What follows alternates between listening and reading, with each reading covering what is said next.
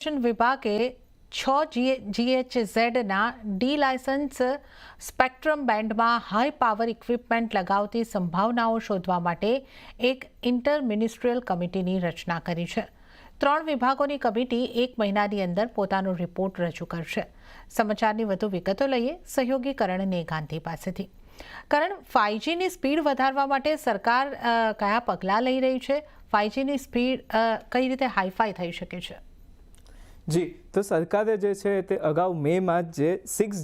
Gigahertz spectrum છે, ફ્રીક્વન્સીની વાત કરીએ તો 5925થી 6425ની જે ફ્રીક્વન્સી છે તેને ડી લાયસન્સ કરી દીધી હતી। ત્યારબાદ આપણને જે ટેલિકોમ મિનિસ્ટર છે જ્યોતિરાદિત્ય સિંધિયા, તેમનું પણ એક નિવેદન સામે આવતું દેખાયું હતું, જેમાં તેમણે સૌને જે છે એક પ્રોમિસ આપ્યું હતું કે સરકાર 15 ઓગસ્ટ સુધીમાં, એટલે 15 ઓગસ્ટ સુધીમાં પોલિસીનું જે ફ્રેમવર્ક છે તે તૈયાર કરી અને એના તમામ નિયમો જે છે તે હવે જાહેર કરી દેશે। સાથે જ હવે જે કંપનીઓ છે તેમણે આમાં વધુ પડતું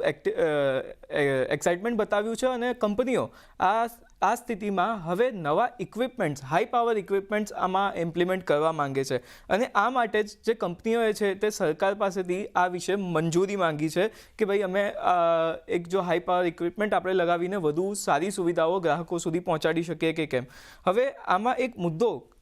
કેમ સરકાર આ પરમિશન આપતા થોડીક ખચકાતી દેખાઈ રહી છે એ છે કે સેટેલાઇટ અને કેબલ અને જે કેબલનું ઇન્ટરફેરન્સ થાય છે બંને સિગ્નલ વચ્ચે, એને લઈને હવે સરકારે જે છે તે કમિટીની રચના કરી છે, જેમાં ટેલિકમ્યુનિકેશનનો વિભાગના તો અધિકારીઓ હશે, સાથે જ માહિતી અને પ્રસારણ મંત્રાલય જે છે તે વિભાગના અધિકારીઓ પણ આ કમિટીમાં હશે અને આ જે ઇસ્યુ છે તેના વિશે શું થઈ શકે છે અને બીજા કયા ઉપાય આપણે આના બાબતે કરી શકીએ છીએ તે બાબતે ખાસ એક ચર્ચા થવાની છે અને આ જે કમિટી છે તે 1 મહિનાની અંદર પોતાનો રિપોર્ટ રજૂ કરશે